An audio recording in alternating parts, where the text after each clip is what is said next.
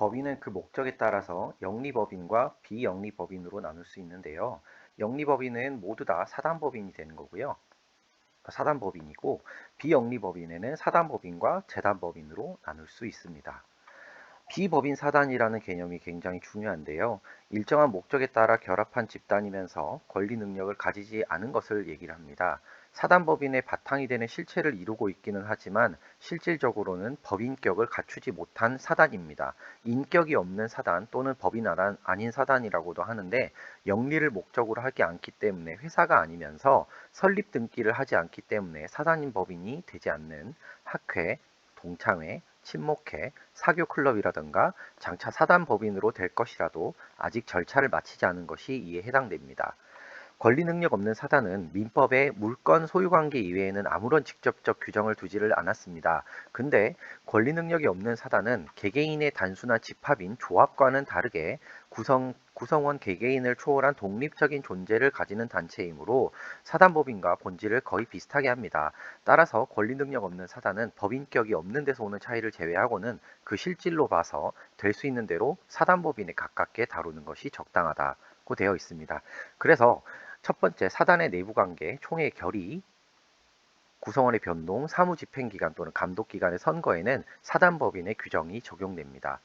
사단법인의 외부 관리에 대해서는 대표자나 관리인이 정해져 있는 한 소송상의 당사자 능력이 있음은 명문으로 규정이 되어 있습니다. 그 밖에 사단의 대의적 교섭에 있어서도 사단의 규칙에 의해서 정해지는 대표 기관에 의해서 대표되는 것은 사단법인의 경우와 동일합니다. 재단 관계에 관해서는 법인 아닌 사단의 사원이 집합체로서 물건을 소유할 때는 총유화돼, 총유는 이제 그 모두의 재산이라는 거죠. 총유에 관해서는 사단의 정관, 기타 규약에 의하는 것 외에 그 재산은 사원총회의 결의에 의해서 관리 처분되고 각 사원은 정관 기타의 규약에 쫓아 총유물을 사용, 수익할 수 있으며 총유물에 관한 사원의 권리 의무는 사원의 지위를 취득 상실함으로써 취득 상실하게 됩니다.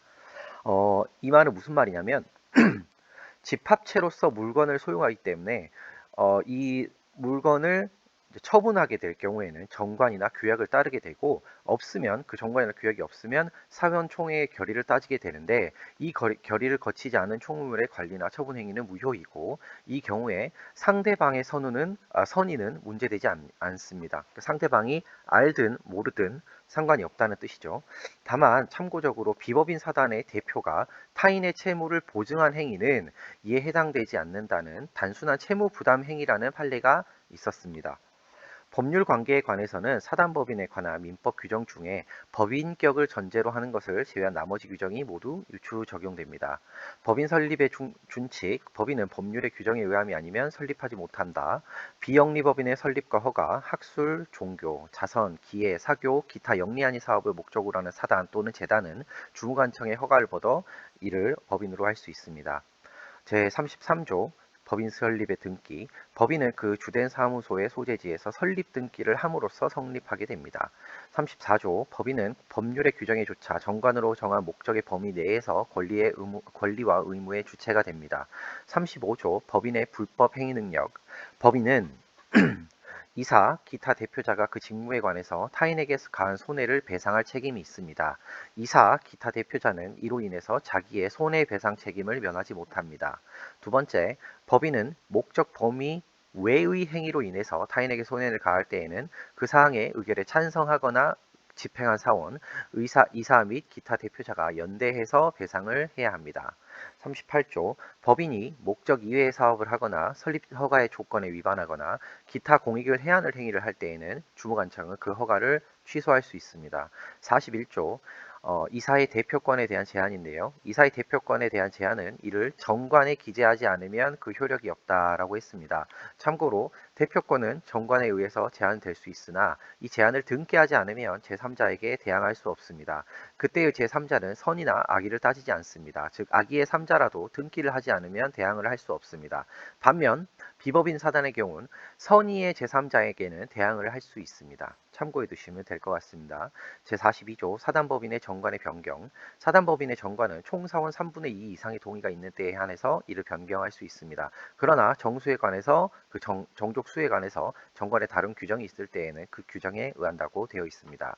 정관의 변경은 주무관청의 허가를 반드시 얻어야 됩니다. 허가를 얻지 아니하면 그 효력이 없다.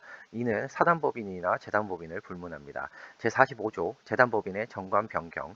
재단법인의 정관은 그 변경 방법을 정관의 정한 때에 한해서 변경할 수 있습니다. 재단법인의 목적 달성 또는 그 재산의 보전을 위해서 적당한 때에는 전항의 규정에도 불구하고 명칭이나 사무소의 소재지를 변경할 수 있습니다. 47조 증여, 유증에 관한 규정의 준용인데요. 생전 처분으로 재단법인을 설립하는 때에는 증여에 관한 규정을 준용을 하고요. 유언으로 재단법인을 설립하는 때는 유증에 관한 준용을 적용을 하는데요. 여기서 수험 포인트는 재단법인의 설립을 위해서 서면으로 재산을 출연한 경우에도 출연자는 착오를 이유로 출연의 의사표시를 취소할 수 있습니다. 48조 출연재산의 귀속 시기. 생전 처분으로 재단법인을 설립하는 때에는 출연재산은 법인이 성립된 때로부터 법인의 재산이 됩니다. 유언으로 재단법인을 설립할 때는 출연재산은 유언의 효력이 발생한 때로부터 법인에 귀속한 것으로 봅니다. 사원권은 사단법인의 사원의 지위는 양도나 상속할 수 없습니다. 감사합니다.